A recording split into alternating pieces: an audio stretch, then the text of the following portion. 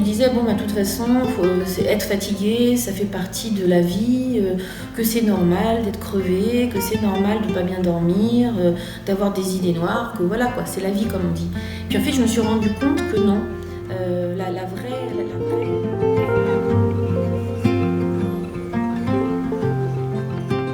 J'avais du mal à me concentrer parce que j'étais stressée, je dors pas beaucoup, donc mon esprit était ailleurs. Enfin, j'avais du mal à rester focus sur l'instant présent. Et j'ai au fil des années vécu des expériences assez intéressantes et c'est ça que je veux vous donner comme information. Vous évoquiez le fait que vous cherchiez l'intérêt de la vitamine C par rapport à la fatigue notamment.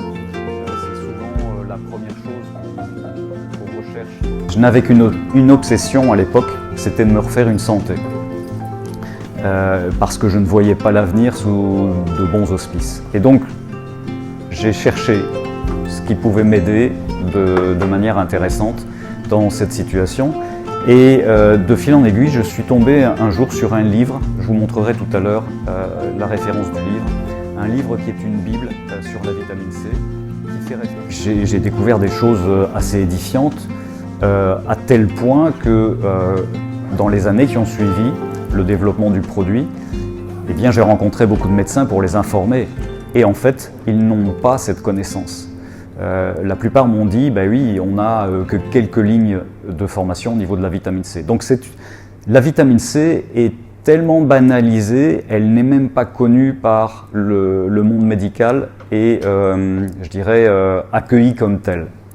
Et donc c'est pour ça que je voulais vous donner quelques informations. Alors, j'ai noté ici, il y a l'avant et il y a l'après. Je peux vous dire que cette vitamine C m'a remis sur pied.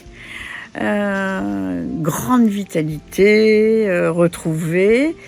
Et je pense que au niveau mon immunité était très faiblarde.